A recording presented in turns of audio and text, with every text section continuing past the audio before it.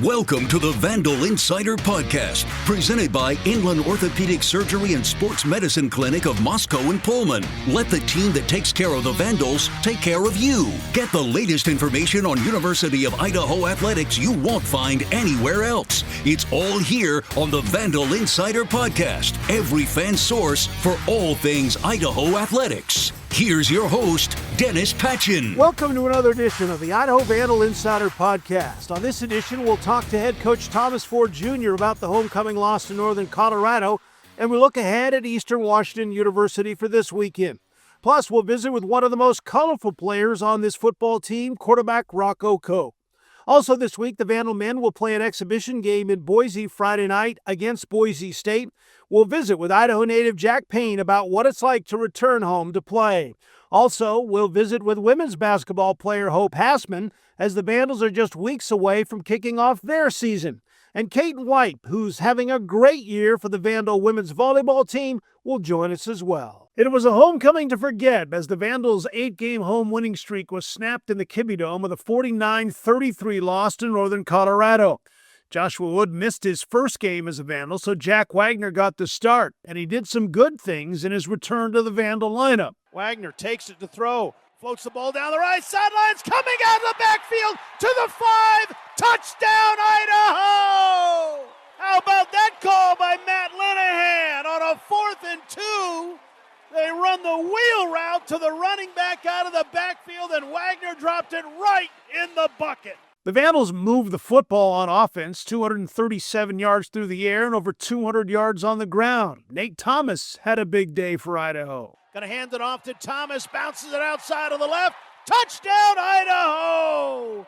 He went untouched. And the Vandals with another score here with 7:49 to go. But nobody was better in running the football in the Northern Colorado game than backup quarterback Rocco Koch. 81 yards in 10 carries, and twice he visited the end zone. Koch calling signals again. Speed option on the left side, fakes it, cuts it up, 5, touchdown! Rocco Koch pump faked the pitch, turned the corner, put his foot in the dirt, and he's in the end zone, and the Vandal offense is alive. But the 33 points on offense was not enough. Northern Colorado finished with 350 yards passing. It was not what the near-sellout crowd came to see on homecoming, and for head coach Thomas Ford Jr., he wanted to thank everyone who was there. Give a huge shout out to the Vandal Nation. Awesome crowd last weekend, 13,000 strong, 2,500 seats in that student section. And so, obviously not the result we're looking for, but just wanted to really thank a wonderful crowd. They definitely gave us some energy in our way to try to come back in that football game, and couldn't say more good things about our fans. And while he was happy with the full stands, what happened on the field was not to his liking. We did not play our best football. There was a multitude of things that went wrong, and I think at the end of the day, there's no blame to be placed on anyone. It's a team game when we win. It's a team game when we lose, and I think that we did some stuff well on both sides of the ball, but we didn't do enough complementary football to win the football game. Ford said his team can't worry about what's behind them. 6 games are left, and they may have to win all 6 to get to the postseason. I know our group is very resilient, a group that is very hungry still, and although they're young and they're learning their way, they're learning it fast, and I think that's the best way at times to get a young program going is get them in the fire, throw them into the fire firsthand, and again, let them get a chance to figure some things out. The biggest question right now heading into the game Saturday against Eastern Washington is, will Joshua Wood be back? He did go through pregame warm-ups last week, but he didn't play. Ford says they hope he'll be ready to go. Right now, it's probably a game-time decision. He's looked good. He looked good last week. He threw a little bit last week. He moved around plenty last week. I know he's definitely attacking his rehab. He's very eager to come back. We're very hopeful to have him back, but to say today is tough. It's 50-50 if we had to play today.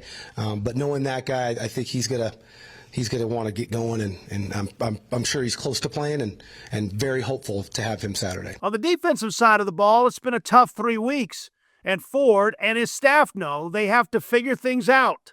And now, Number one thing we've got to really work on is staying on top of routes. Right at the end of the day, they threw for 350 yards, and 248 of them were on 8 passes. And every one of their touchdown scoring drives included a pass of more than 20 yards. And so we've got to do a great job of staying on top of routes, and I think that's going to be one of our main focuses this week. but it's more than just the long passes. While the tackling was better against UNC than it was against Montana or San Jose State, there is still work to be done. We're going to continue to work on our tackling. You know, that's something that I don't think you can ever be too good at. I've never heard a coach in America say, we're too good at tackling. And so we'll continue our tackling circuits, something that we really believe in. And then really with the man coverage down the field, we just got to do a better job with ball drills. We got to do a better job in practice when we're, working 7-on-7 or whether we're in scout team, getting that ball in the air and helping those guys continue to track that football and just play tighter to the man. I think that we got away from really focusing on the man and trying to make the play, and sometimes when you do that, you can't make the play. And so we'll get back to really those fundamentals of man coverage. Eastern quarterback Nate Bell has been a big weapon for the Eagles this season with 485 yards rushing and 7 touchdowns. He has caused defenses some problems. At the end of the day, we're going to have to tackle him, right? He's a very elusive guy, not the biggest guy in the world, but very elusive. So we've got to do a great job maintaining leverage. We've got to do a great job maintaining our gap integrity and tackling him when we have opportunities to tackle him. Because if you don't, he can run around, he can beat you with his feet, he can extend plays and throw it down the field as well. But Ford says this game is all about his team. How bad do you want it? It's definitely important for us to get off to a fast start. We've got to execute at a high level, especially defensively early. Get our confidence back. I think anytime you've struggled a little bit defensively, it's easy to lose your confidence. But I do think we've got very good leadership in this defensive room, and I believe that our guys are committed to the process, right? Committed to getting better. And that's our main focus, is getting better and beating Eastern Washington. And really, nothing else really matters, right? Before this game, nothing really matters. After this game, nothing really matters. The Idaho Vandal Insider Podcast is presented by Inland Orthopedic Surgery and Sports Medicine Clinic of Moscow and Pullman. As the Vandals team physician, orthopedic surgeon Dr. Matt Taylor cares for elite athletes, weekend warriors, and everyone in between. Let the team that takes care of the Vandals take care of you. Welcome back to the Idaho Vandal Insider Podcast. We are now joined by Idaho Vandal quarterback Rocco Koch, who had a great game last week, a couple of touchdowns, almost 100 yards rushing. Yeah. Thanks for being here. How are you? Appreciate it. I'm good. Thanks for having me. You remind me, and I mean this as a compliment, as an old-fashioned 1950s fullback. I'll take it. Okay, give me the ball, and I'm going to run where I'm supposed to run. If there's people in my way, I'm running them over. If they're my team, fine. If they're the other team, fine. I don't really care. Yeah. When somebody calls you a throwback like that, what's that mean to you? I'll take it as a compliment. I mean, my game is more of a running quarterback. Like I could pass a little bit. I know I could pass, but as long as I have the ball in my hands, I can go make a play. So it feels good. How long have you been playing quarterback? I started playing actual quarterback my freshman year of high school. Okay. Yeah. Because I have got to believe that coaches have tried to move you to other positions. Yeah. I got a linebacker one time. So I can see that. Yeah. And I was like, I want to go. My dream was to go play quarterback at a Division I level. And I'm here. So it's been pretty cool. Okay. Yeah. But it seems like you enjoy hitting people. Is that a misnomer? Should we not believe that? No, you guys should believe that. I do. It's fun. It's fun to hit some people. I think I get more calm once I get hit one. In high school, every time I told my coach let me get hit once so I can feel more calm. It's a weird thing for me. Would you go on kickoff or kick? No, I just get the design run and just get hit, and I'm like, all right, I'm ready to roll. Do you know if you played linebacker, you could hit more people? Yeah, that's true, but I like offense way better. Okay. Well, no offense to defensive players out there. Good for you. Yeah. I'm with you. I'd rather have a 40-35 game than a 6-3 game. Yeah, that's true.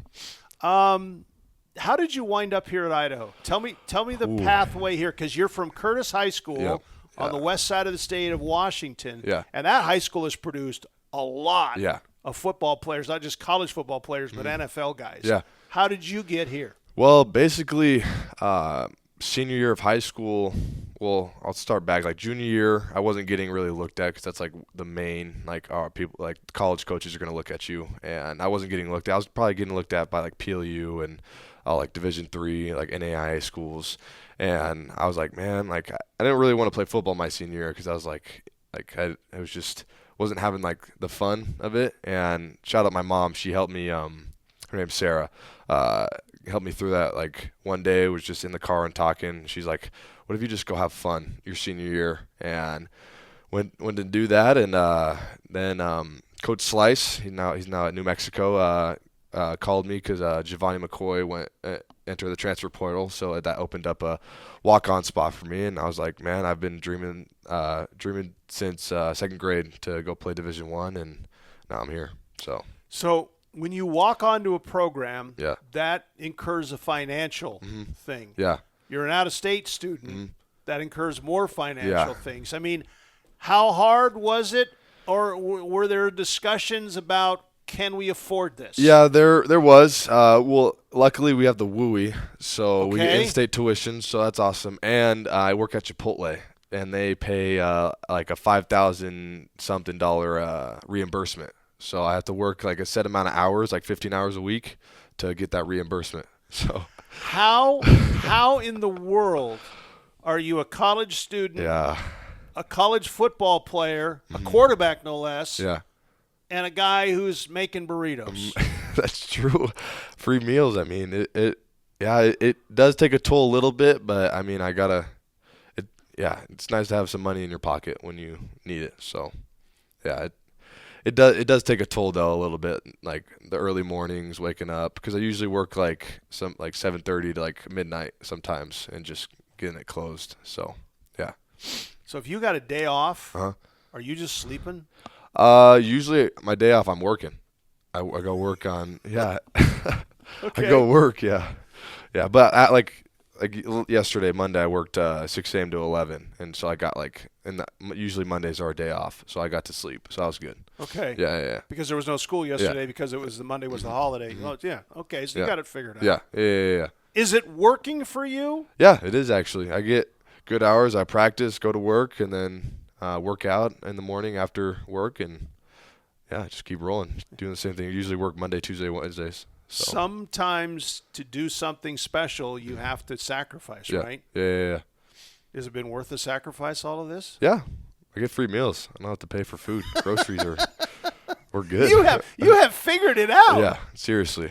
Chipotle's came in clutch. So. Okay, so now you get to Idaho. How did you get on the field at Idaho? Tell us the story about, how you figured out, or how the coaches figured out, how did you get to play? I think they recruited me because I could throw, but they saw that I could run as well. So Slice, I think because freshmen are allowed to have 4 games. Yes. So I played against Cal Poly, and I think just that they had a game plan for me to go in, and they saw that I could execute and went in to go execute, and I scored my first touchdown against Cal Poly. So that was pretty surreal feeling. What was that feeling like, knowing all the work that you had to get there? It was pretty cool. That was almost wanted to cry a little bit because I was just like, dang, like all the work to get here, and now I'm here, and it just feels so surreal. It didn't feel real. So.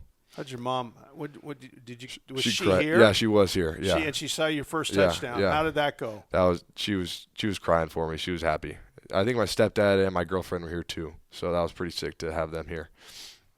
And then this past week, you scored 2 touchdowns. Yeah. What was that like? That was cool. I mean, I wasn't expecting to get 2 touchdowns. I mean, I was just trusting the coaches to give me the ball, and found a way to get in the end zone. Linemen helped, running backs helped to block for me, so that was a lot of help for them too. So, Trent and I on the broadcast, on the radio broadcast, basically have said they're not stopping you. You're going to get 4 yards every time you keep the ball. Yeah. Is that your mentality to get 4 yards, or what's your mentality when you know you're going to run the football? It's just it's getting many yards as possible. I think that's my mentality. Just knowing that I can compete at this level, and just whatever to help the team win is my job. So whether that's running back or quarterback or running the ball or who knows where, or PAT holder, we you never know. So just trying to help the team. You got hurt last year. Yeah. How was that mentally for you, knowing you couldn't play? It didn't really hurt like mentally. It just sucked because it's just like, dang, I was having a good games, a couple of games, and then it was just a pinky. So like I thought I could play, but the doc said it completely like fractured in half. So that was just hanging on like ligaments. So, and I didn't know that after the game. So But you kept playing, right? Yeah, I did. Yeah, they taped it up. Yeah, yeah. That probably wasn't the best idea, but I didn't know. I thought it was sprain. I was like, dang, it really hurts, but I thought it was just a sprain. And so, yeah, mentally it didn't really hurt. It's just like I just love football. I just like to play. Right. So, yeah. But there's another part to this story, right? Yeah. You offered a solution to get back on the field sooner. Yeah. Do you want to tell us that story? The cast or the snip? Oh yeah. Or is that an urban legend story that you said you would amputate your finger to get back on the field? I would. Yeah, there was a joke in there before the operation to get a surgery. Okay. Like, yeah, there was. That's not true then, right? No, yeah, no. Okay, because I don't believe that would have been an easy discussion with your mom to say that. I mean, yeah, you kind of need the pinky. You kind of do. Ball, yeah, hold the ball a little bit. Okay, I'm glad that is urban legend. Okay. When the coaching change happened, yeah. Did you think, I got to start all over again? A little bit. Yeah, a little bit. Start all over again. I mean, I didn't know who was going to come in, and I didn't know if Coach Linehan was going to leave or not. So thankfully that he was staying back, and Coach Ford was the one that actually recruited me my junior year.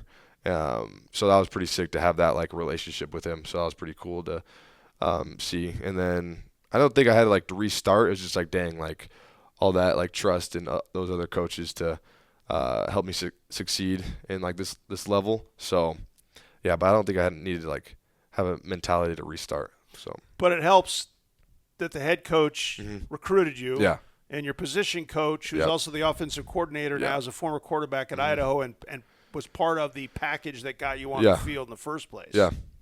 No, yeah, it's pretty cool to have him too. The trust in him, and then Coach Ensley showing up to dial up some plays for that, so that was pretty cool. Have him there. Yeah. Who's another Idaho guy? He grew up in Coeur d'Alene, so interesting assembly of staff. Yeah. Okay, so you got a few more years to play football here. Yeah. What are you trying to get out of football to get you to the next part of your life? That's a good question.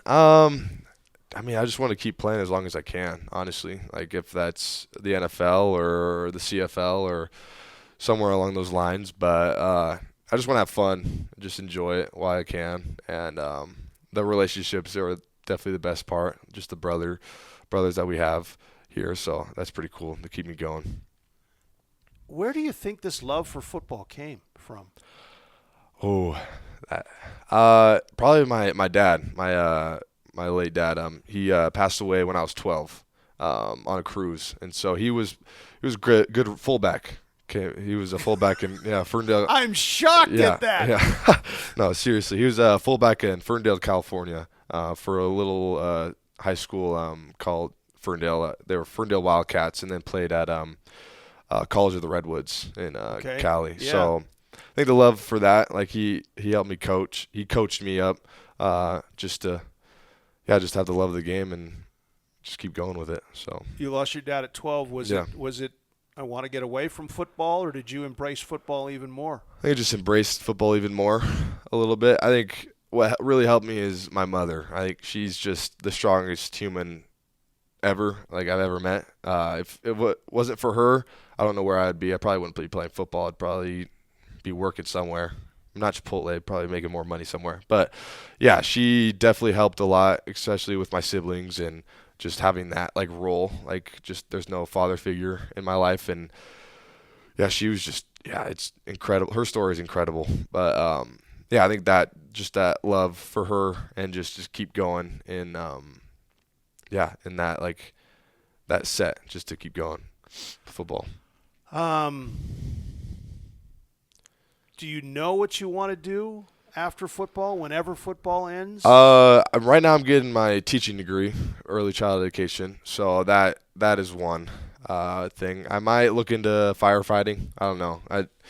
I don't know what's calling me yet, but yeah, teaching has definitely been a big one. I just like to help people. I just want to be someone they can like lean on and see like what I have for them. And obviously, if that's teaching, then just to help the younger generation.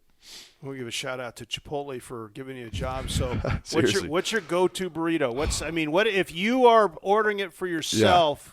Is it on the menu, or are you making something different? Because if you're making something different, don't say it, because they'll come talk to you and you'll have to make it for them. It's on the menu. It's on the Okay, menu. all right. Okay. I'll probably get a double wrap burrito. It's like 1,400 calories, so you're getting the calories. You get white rice, black beans. You go half and half, like steak, chicken, a little bit of queso, corn, and then top it off with some lettuce. How long does that take to make? Not that long, actually. I can't wrap burritos like they do a different way. You work at a burrito Well, store and you can't wrap? I could wrap, but some people like to stack all their food, and I can't wrap it because the burritos rip. And so I asked other coworkers to do that for me. I'm like, hey, you guys got that. So it's a team there, just like the football team. Exactly. Great team. Shout out Chipotle. Shout out the crew members. Rocco Koch joining us, the quarterback for the Vandals. Good luck against Eastern Washington this weekend, and continued success, and thanks for sharing your story. Thank you. Appreciate it. Idaho is on the road, but not very far away from home this weekend, as they'll head to Cheney to face rival Eastern Washington University. It's a late afternoon kickoff on the red turf in Cheney. Our pregame show starts at 3 Pacific, 4 Mountain Time. Kickoff 1 hour later on the Idaho Vandal Radio Network. This Idaho Vandal Insider podcast is presented by Inland Orthopedic Surgery and Sports Medicine Clinic of Moscow and Pullman. When he's not caring for the Vandals as team physician, orthopedic surgeon Dr. Matt Taylor provides the same MVP orthopedic care for our entire region. At Inland Orthopedics, our team is your team. Welcome back to the Idaho Vandal Insider Podcast. We are now joined by Jack Payne from the men's basketball team, who actually will play an exhibition game coming up Friday in Boise at 6 o'clock Pacific, 7 o'clock Mountain Time. Thanks for being here. How are you? Really good. Can't complain. How has practice been? I mean, you guys have been going at it for a while. I mean, it's been really fun. Iron sharpens iron. It's been a really good couple months of practice starting in the summer, and these 20-hour weeks have been really good for us. Is the preseason practices now, the summer practices, the preseason practices, maybe more important now than they used to be because of the transfer portal and so many new guys on a team every year? I'd say, yeah, 100%. I mean, we had a couple guys transferring this year, and nobody's ever played with each other. So now it's like, okay, we can kind of get to our roots, start from the bottom, and everybody gets to learn how each other plays and see who you play best with. And I don't know, it's just been really good for us. You were one of those guys last year on a team that kind of was put together, not a whole lot of guys back from the first year that Alex was. What did you learn about last year that can help you this year when you put new guys into a team? I'd say just like it doesn't really matter. The person matters more than the player to start at all, because that's when you begin your camaraderie with that person and playing with them. If you're close as a friend, I fully believe the closer you are as a friend to them, it's going to pay off on the court. So off the court stuff is really, really good for us, along with on the court. We do all our conditioning together. We all fight for each other every day. And so, yeah. So you and Titus were really tight in high school. You played on the same AU team. In fact, he lived with you one summer, right? He lived with me for 3 summers. Okay. So yeah, we played together since we were 14. Yeah. So playing together, or playing but knowing one another when you come to a new team, hey, there's a guy I know that helps you. Did you use that to help maybe a guy like Brody Roberry, who you had played? I don't know how you knew him, but you played against him in high school. Was it one of those kind of things as you put those pieces together? Yeah. Well, Brody and I didn't have the best relationship in high school just because we were rivals. Okay. But that's just always the high school rivalry stuff. And so, yeah, I mean, I remember losing to Brody by 40 my sophomore year of high school. I was like, okay, wow, should I even be playing basketball anymore? But no, I feel like that actually creates stronger bonds. Like, we're both Idaho kids. We want to fight for the same cause and just win for the University of Idaho. We had Brody on last week, and I talked to him about that. You guys are going to start 4 Idaho guys this season, barring injuries or anything else. Oh, you're a guy who went to high school in Idaho. What does that mean when you look at your team? Your jersey says Idaho, and 4 of you guys are from the state. It's really, really cool. I don't know.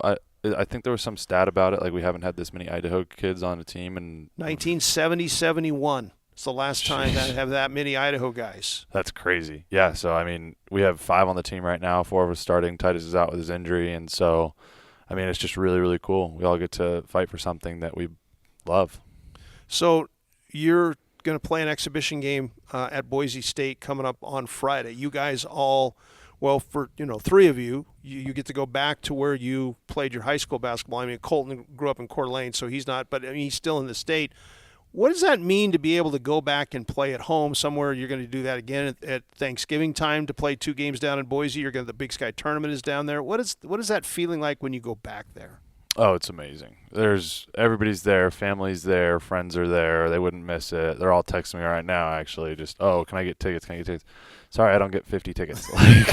It's not how it works.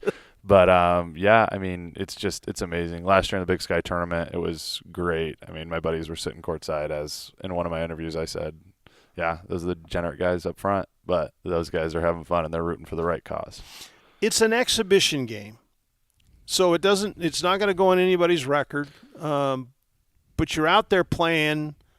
It's Boise State. This is Idaho. These 2 teams haven't played any time in more than a decade. Is there something different than if you were playing maybe Lewis Clark State or the scrimmage with Portland? I mean, I would say just the fans being there. The fans is a big test. Like, I've never played in scrimmage, like preseason scrimmage, with fans there. So it's just going to be a totally different atmosphere, which is going to be really cool for both sides. I mean, they get to see how their fan base shows out. We get to see how our fan base shows out, and hopefully it's just a really fun game in general. How is this? How are you liking this team? Are you guys where you need to be right now? I think that this game will really show if we're where we need to be right now, but I think we're in a really good spot, especially getting K. Mitch back from not having him at the Portland scrimmage and Trey Blast not being in the Portland scrimmage. Just going to have 2 extra weapons that can help us win. What do you think this team is going to be good at this year? I know it's really early on. You got a whole non-conference before you start conference play. What do you like about this team right now? I just like the energy around this team. Like, everybody loves each other so much. It's one of the closest teams I've ever been on, probably second closest to my CSU team that went to the tournament that one year and ended up being ranked 13th. I mean, this team everybody is so close. Everybody hangs out all the time. It's a really, really good thing for us, and that's what I think is going to carry us to a lot of wins this year. What do you guys need to get better at? Is there an area that you can see that, like, okay, we know we're going to be able to get better, and we need to spend that time in the 2 months leading up to that first Big Sky Conference game? Going off of from last year, what we needed to get better at was for sure rebounding. And I think that bringing in the size that we did, and it's just going to help us rebound. Me not playing the 4 as much. I was kind of an undersized 4. Yeah. So it's going to help us rebound just a ton. Who of the new guys, who are you most excited to see play in a real game? Not against you. Is there one? I'd say 3. I have 3. Okay. But Brody I've seen play. I know how good he really can be. Raz I'm really excited about because, I mean, freshman coming in. But Jackson Rasmussen. Yes, yeah. Jackson Rasmussen. He does not look like a freshman. No, he doesn't. No, he does not. And every time I peek in at practice, he seems to get better between when I see him. So yeah, I mean, he didn't look like a freshman. He was a freshman in high school. I played with him in high school, and it was like, okay, wow, you look like you're 20 years old. But no, and then Biko's a wild card. That kid can score the ball at will, and he plays hard. Biko Johnson, who we'll see in the backcourt. I mean, you've got 9 guys back. You've got your entire starting backcourt back in you, Colton, and Chris. I mean, there's something to be building for because of all the guys you got back. And when you have a bunch of guys who got back from a successful team, people are going to pick you. What happens if you're picked to win it? I mean, one group has already said you're the best team in the Big Sky preseason, mid-major madness. Yeah, I mean, what we kind of say is we haven't proved anything yet. Even if we get one, it's like, okay, cool. But Idaho's hasn't won in a long time, so we want to be the team that, yeah, you get picked one, but in reality, all we care about is actually being one. Playing in the building on Friday, you'll play 2 more games over the Thanksgiving holiday in that building where the Big Sky tournament is played in that building. How important is playing extra games in that building for when you guys get down there in March? I think it's just going to make everybody a little more comfortable. Not going to say everybody's going to play perfect because they've played in it 3 times, but, I mean, building up to the Big Sky tournament last year, we didn't have a single game in there, and it was pretty new. Like, most of the guys had only played 1 game ever there. And so it for sure will give us a little more experience that we had last year. So, coming up on Friday, 6 o'clock Pacific time, 7 o'clock Mountain time, it will be the Idaho Vandals, an exhibition game in Boise against the Boise State Broncos. Downtown, tickets are going fast. If you're planning on going, don't call Jack. He doesn't have any more to give away. Don't call me. I can't help you. But get your tickets there. We'd love to see you. If you can't make it to the game, certainly you can listen to it. Our pregame show will start at 5:30 Pacific time, 6:30 Mountain time with a tip-off half hour later. Jack Payne from the Idaho men's basketball team. Have fun in Boise. Thanks for being here. Thank you for having me. Today's Vandal Insider podcast is presented by Inland Orthopedic Surgery and Sports Medicine Clinic of Moscow and Pullman. As the Vandals team physician, orthopedic surgeon Dr. Matt Taylor cares for elite athletes, weekend warriors, and everyone in between. Let the team that takes care of the Vandals take care of you. Welcome back to the Idaho Vandal Insider podcast. We are now joined by Hope Hassmann. Hope, thanks for being here. How are you? Good. I'm great. Thanks for having me. We appreciate you being here. You were on our podcast last year. So what's changed for you this year from last year? Yeah, I mean, a lot of new faces on our team, which is super exciting. People could maybe say that's like a negative for us. I really think it's a positive. We look really good in practice. Off the court, we all really get along. I feel like we have great chemistry, great bond, and it's going to lead to a lot of great things. We'll talk about the basketball, and I find that fascinating how you can do that. Last year's team was basically everybody was new. Mm-hmm. There's a few returners, but a bunch of new people. How can you guys become a team which, apparently we saw it last year, and apparently I've talked to again this year. How can you do that so quickly? Yeah, I mean, I give a lot of credits to like the girls coming back, our returners, and as well as the coaches. I feel like we've learned to mesh really well and keep the leadership going with the girls who've been here to set the standard. I feel like Idaho basketball is different than a lot of other teams. We're very competitive. Each practice, you want to win the day. We count the wins after every week. So I feel like getting the new girls up to speed and knowing what we're about is really important. You're not very competitive, are you? Oh, not at all. Where do you think you learned that? I would say growing up with the older brother. Growing up, he has a ton of buddies who are still like our family today. And every day growing up, I would go to the gym with them, lift with them. That's like where I first learned to like bench press, all these things. So playing with a bunch of guys growing up, especially basketball, has got me to be very competitive. Was he the brother who was, hey, Hope, come with us? Or was he the brother, take Hope with you and make sure she doesn't get in trouble? I think I was the one nagging. I always wanted to play against the boys, and he'd be like, okay. But he knew I would beat up on them too. So when did you play? When's the first time you played in the boys' game, so to speak, and how did that go for you? Oh gosh. How old were you, do you think? Probably like second grade is when I first started playing with my Tahoma like select team, and I played with girls, but I was really small. I was like tiny compared to these girls. I played up in like fifth grade. And my dad's coached me my whole life, too. So he would coach my brother, and I would show up to their practice, and I would be nagging my dad on the sideline, like, Dad, let me in. And I'm like this little girl, but I thought it was so cool, and I just wanted to be competitive and beat up on them. So if they needed a 10th or an 8th for practice, you were the one who jumped in? That was me, yep. Were you overwhelmed, or was it like, no, this is where I belong? Oh, yeah, never. It was like, this is where I want to be. I can show who I am, and, oh, well, they're boys, but I can still beat up on them. I call that the little brother or little sister syndrome. Yes. Where it is amazing to me how many good athletes as the first kid lead to great athletes as the second or third kid, because they're always trying to play with their brother or sister's friends and those kind of things. Yes, I agree. Anything my brother did, I just wanted to do it better. So I feel like I always grew up with that mindset. So is there only two of you? Yes.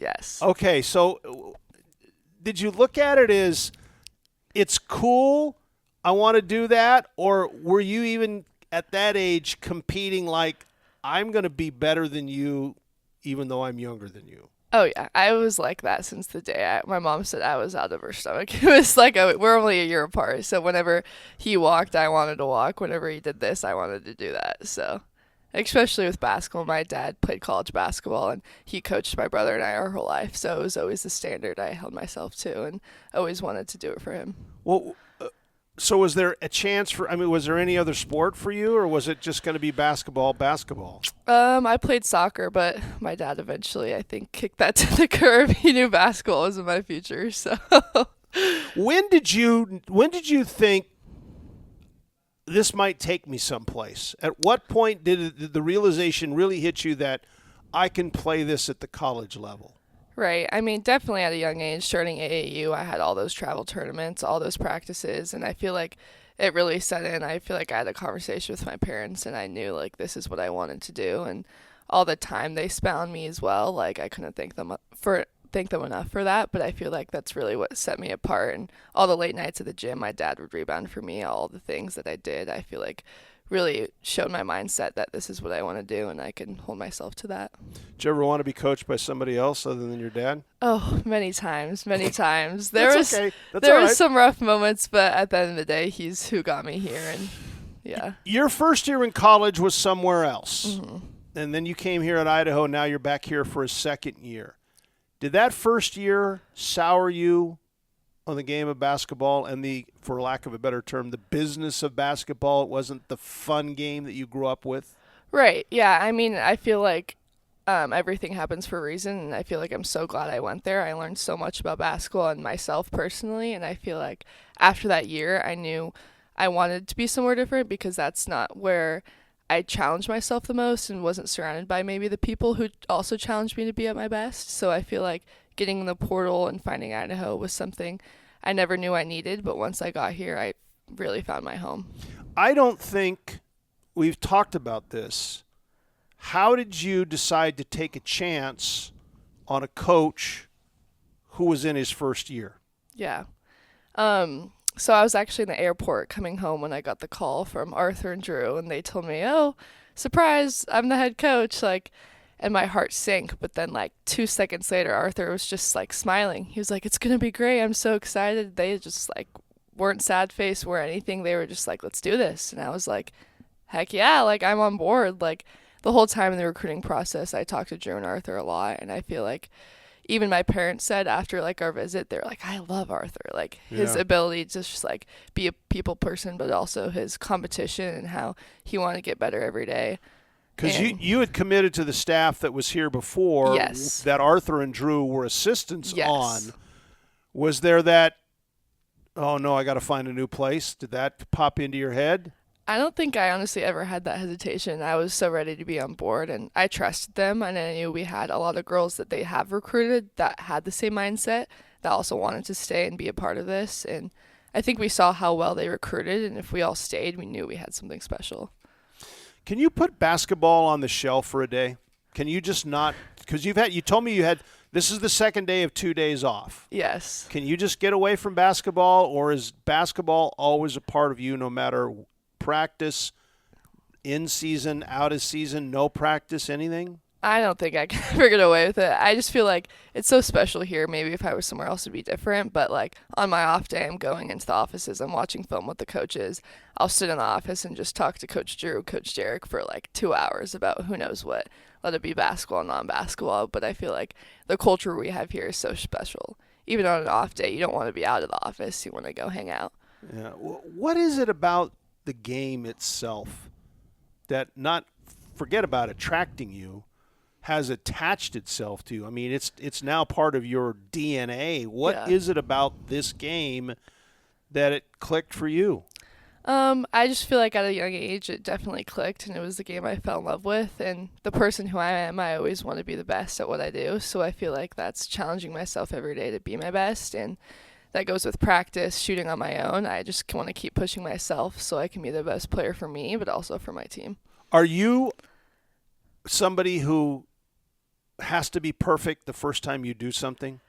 Yeah, well, see, I beat myself up a lot about perfectionism sometimes in practice and whatnot, but I mean, I have talks with Drew about it and whatnot, but he always gets on me. But it's always a next play mentality. If you mess up, you can win it back on defense, win it back on offense. I'm not necessarily talking about basketball because we all know you can play basketball. I mean, is it when you learn to drive, when you learn to cook, when you learn to, I don't know what you do. Right. I mean, was it hard when you weren't really good at it at the start? Yeah, that's always been a hard thing. Some things I have to let go, but yeah, that's typically who I am. Have you just said, no, I'm quit, I'm not doing this, I'm finding something else? Is there one thing out there that has just driven you insane to the point where you've thrown it out the window?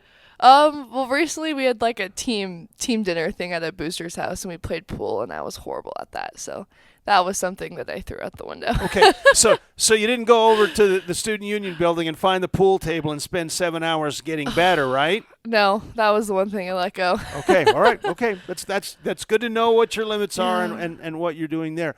Let's talk about this team this year. There's high expectations for this team. A lot of people back. The players you've added are really good. I mean, Arthur has some high hopes for this team. Yes. I've been joking with him. If I had a vote, I would pick you guys first to win the league. Do you like those because you're probably going to get picked, if not first, second, or third in a lot of polls this year? Yeah, I know. I'm very interested to see, but like at the end of the day, the polls shouldn't matter to us. Honestly, I feel like Arthur and I made a joke like, oh, we don't want to be first, just so we can not be held to that standard and we can just show everyone who we are. It doesn't matter the rankings if we're first, second, or third, but we still came here to do what we want to do and win championships. Were you surprised how good you were last year? Considering all the pieces came together? Yes, I feel like coming in, especially just when committed, I was like, honestly, I have no idea where this is going to go. But right after the first practice, I was like, we have something special, just what the girls bring, but also what the coaches like wanted to hold us to. I feel like that was really special. Okay, so having that result last year, how does that change your expectations, or does it change your expectations for this year? Because now you might even be at a higher level. Right.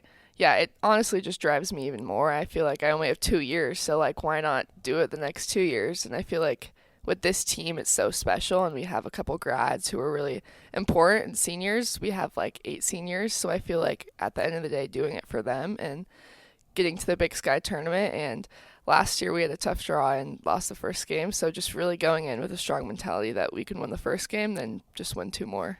Okay, last question, and I ask this for people like you who are go, go, go, go, go. What's the last thing you think about at night before you go to sleep? Honestly? Well, most of the time it's basketball. I think about, okay, the practice the next day, blah, blah, blah. But there's definitely times where I go to bed and just think about winning a championship because that's something I came to Idaho to do. So I knew I probably wasn't going to get that at my previous school, so that's really what I was looking for in the portal, and I think I found the place to do it. It's the perfect answer. I don't think I could have answered. I don't think anybody's answered that question better than that. I appreciate that. Hope Hassmann joining us. You guys got a scrimmage coming up this weekend, a closed-door scrimmage, and then the season starts in about 3 weeks. It's just about here. Thanks for being on our Idaho Vandal Insider podcast. Good luck this season. Thank you. This Vandal Insider podcast is presented by Inland Orthopedic Surgery and Sports Medicine Clinic of Moscow and Pullman. When he's not caring for the Vandals as team physician, orthopedic surgeon Dr. Matt Taylor provides the same MVP orthopedics care to our entire region. At Inland Orthopedics, our team is your team. Welcome back to the Idaho Vandal Insider Podcast. We are now joined by volleyball player Cayton White, who joins us on our podcast. Thanks for being here. How are you? I'm good. Thank you for having me. We appreciate you being here. So we were talking before we went on the air about, your transfer. It looks like you're a senior. Looks like you're done this year. And yesterday you got some news. You're not done, right? I'm not, no. How did that play out? The first school that I went to, I ended up tearing my labrum while I was playing there. So I kind of went home, and instead of staying I was actually at Weber State, so instead of staying there, I decided to stay home for a year and just take like a gap year and get my shoulder healthy and then play volleyball again. And so that's why I get to play an extra year. So did you know this was a possibility, or was it something you were hoping for, or you knew it was going to happen? I mean, how did that all play out? I kind of knew because I had redshirted my first year, so I automatically had another year. And then when I had tore it everybody kept telling me like, oh, this will give you another year because you can take a break, heal from your surgery. So that was kind of nice knowing. And then when I got here, I remember saying like, I can either play 1 year or I can tell everybody and then potentially play 2. And honestly, since I've been here, I've started loving volleyball a lot more. So I thought, let's give it another chance. Let's see if I can play a whole another year. And they approved it. So it's exciting. That is something you don't hear, I think, enough. Loving the sport you're playing in college. Yeah. How did that happen here where maybe it didn't happen somewhere else? Honestly, for me, I like the relationship I have with Coach Rowe is very good compared to ones I've had with other coaches. She seems to like really understand where I'm coming from. Like I've had a long path. I've had a lot of different coaches. I've had a lot of different experiences, and she seems to understand that like I want to learn. Like whether it's about stupid stuff or it's about like new stuff, like I'm always willing to learn something new. And I think that like she's helped me find the like love in learning, and that's kind of how I found that with her and here. And honestly, it's been nothing but like happy for me. Like even on bad days, like I still am enjoying it. Like there's nothing negative about it for me in my head. And I've never experienced that before, so I'm just happy to be here. Your path has been interesting. Mm-hmm. Were you looking for something athletically? Were you looking for something educational? Were you looking for something both? How did you wind up at so many places before you got here? Honestly, when I had first started, I was looking for volleyball, and that was like my first thing. And then as I started to like progress in all the schools, I realized like it was more educational. Like I wanted to get my degrees first, and volleyball kind of came second. And then at the last school I was at, when I had decided that I was going to transfer, it was for volleyball-wise. I just felt like I wanted to be closer to my family, and I wanted to play, and I wanted to see them while I was playing. And then when I came here, they had everything. They had school, they had volleyball, so it kind of just worked out perfectly for me. It's something that you have to make sure the fit is right for everything you're doing. Yeah. Not only sports and academics, but just friends and people you're around and teammates. I mean, and until it all fits, it doesn't fit, if that makes any sense. Yeah.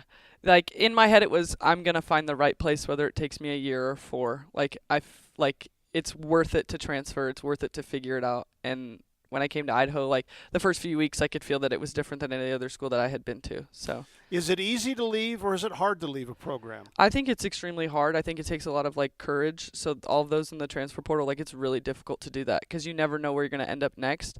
But I do think that in the end, it's always worth it. You always get something out of it. What was it about Idaho that made you say, yeah, I think I want to do it that there? I think that's a good fit because you had to kind of take a leap of faith before you got here. Yeah. I think the big thing was that they had asked me if I wanted to come out and visit, and I was like, yeah, of course. Like, I want to come see the campus. And their response time was very quick. Like, they made sure that would happen. And then the second thing was that it's very close to home for me. Being from Nevada, it kind of helped me, like my family can come visit more often. So that was really the selling point. And they were really kind. Like my stepdad had come on the visit with me, and they talked to him so much. They talked to him more than me, honestly, and I think that was really big for me. What was it for you that made it the place? I mean, because it doesn't excuse me, it doesn't have to be necessarily the coach or the players. It also has to be the university. There's one thing people don't realize when we talk about athletics. You're actually living in a community. You're not just playing sports there. You're living in the community. What was it about Moscow and the area that you said, this is where I think I can fit? Honestly, the big thing was that there was no like chain restaurants. It felt kind of homey to me. It felt like everyone knew everyone. We were walking from store to store on my visit, and I just remember like, oh yeah, you should go to that store down there. Like they're selling it to you as if they don't have their own store themselves. And I thought that was a selling point for me for sure. Was there any hesitation to come to a program that hadn't had a lot of success? Yeah, I think there always is, but for me it was more of like how can I be put in there to help grow then? So instead of looking at it as like, oh God, they suck, it was more of like, oh well, then how can I come in and how can we help develop this? Sometimes I think I looked at it as more of like my view isn't to like make the program amazing, it's to like help grow it in time. How do you do that? I just attempt to put my full effort in all hours of the day for them. I do as much as I can. I help all the freshmen. Like, I remember my freshman year, the seniors I had at the school I was at were not very kind to me. They were not very welcoming. And I make sure that that's not a thing here. Like, the freshmen come over to our apartment almost either every single day or every other day. Like, making sure that everyone feels welcome just outside of volleyball, because sometimes volleyball is just going to be volleyball. but off the court I think matters more. So just making sure everyone feels at home and welcome. How did you learn to become a leader when you're a brand new face? I think it's just accepting everyone for who they are, like, and everyone has different talents, so learning those talents. I think I've always been like, I've always had a voice, I've always had an opinion, so I think sharing it to help benefit those is just always so. And age, I think I'm old enough now, I've been to enough schools that I know how to communicate with people. I think just helping those around me really helped me figure out how to be a leader. Obviously, you're athletic, you're playing college volleyball, so how did volleyball become your sport? Where was the crossroads where you jumped off everything else? Me and my mom had moved in with my stepdad, and I remember one time he was like, okay, well, you can't do nothing. You have to play a sport. So I was like, okay, fine, we'll try it. And I went to a volleyball clinic for the first time ever, and that was it. And that's when I started playing volleyball in middle school. How old were you? I was 14. Okay. Yeah. And you hadn't done any athletics before that? I had played like intramural basketball, but that was it. Not even soccer as a 5-6-year-old? Nothing. Wow. I did nothing. No. Was there a hesitation to do this? Because a lot of kids are like, I'm not going to be good at this to start. I don't want to do this. No, honestly, he threw me in the camp, and I said, okay, let's try it. So when did it click? How fast? Honestly, when you start playing volleyball, you start with like the camps and the clinics, and then you move on to club. And I had done camps and clinics for about 6 months, and then one of the club coaches asked me to try out for club, and that was it. So it took me 6 months to really figure it out, and then I started to really like it my first year of club. And then it was just fun from there, so that's how it went. What was the recruitment process like for you to go to college the first time? Well, I was being recruited during COVID, so it was kind of difficult. So the first section of COVID had hit, and I was talking to, I think, 4 or 5 coaches, and then it went dead silent. And it was pretty rough. I had committed pretty late, just simply because of that, and schools were like, well, we don't know what's happening, so we can't recruit you. But even after I got to college, transferring recruitment was a little bit easier. I knew the right questions to ask, so I think it got a little bit easier. When volleyball's over, whenever that might be, what do you want to do? What area are you studying, and what do you want to do with that degree? I am a criminology major, so I'm gonna stay with that. My goal is to be. My sister's a forensic interviewer. That's kind of the path that I want to go down. There's other routes to that, but that's the most interesting thing, and it's a good job, and I get to do different things every single day. Be a police officer. You can be an FBI. You can be secret service. I mean, it's not a rifle shot. Yep. It's a shotgun blast. Yes. There's a lot of different ways. Yes. Why that? Did your sister doing it kind of open your eyes to that? That too, and my stepdad's a first responder. He's a firefighter, and my mom's a teacher. So everybody's kind of in that field of helping others. So I think I just wanted to kind of follow suit. And I think I have a very aggressive personality. I'm very loud. I'm very I make it known where I'm at. So I think that the criminology is kind of perfect for that. Not teaching? No, we're going to stay away from teaching. Teaching is not my thing.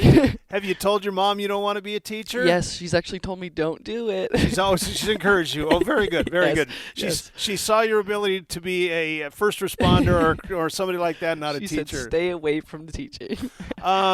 You guys have been playing so many road games lately. The Big Sky did you no favors, 4 out of the first 5 on the road. You're back home this week. What's it going to be like to be able to come back here and play? I think it's going to be good. I think we play a little better at home when we're not having to travel so much. And I do think that we've made some growth since our previous games. So I do think we have some potential to win some games this week. And I'm looking forward to it. Cayton, thanks for the time. We appreciate it. Continued success. Good luck the rest of the way. Yeah, thank you so much. That's going to do it for this week's Idaho Vandal Insider Podcast. Thanks to all of our guests. Don't forget to join us each Tuesday night for more Vandals talk from the Idaho Vandal Coaches Show, live from 42 Bar Kitchen every Tuesday night at 7 o'clock Pacific, 8 o'clock Mountain Time. That's all on the Idaho Vandal Radio Network. I'm Dennis Patchin saying thanks for listening. We'll see you next week for another edition of the Idaho Vandal Insider Podcast. This has been the Vandal Insider Podcast, presented by Inland Orthopedic Surgery and Sports Medicine Clinic of Moscow and Pullman. Let the team that takes care of the Vandals take care of you. Get the latest information on University of Idaho athletics you won't find anywhere else with the Vandal Insider Podcast. From in-depth conversations to game previews, the Vandal Insider is every fan source for all things Idaho athletics.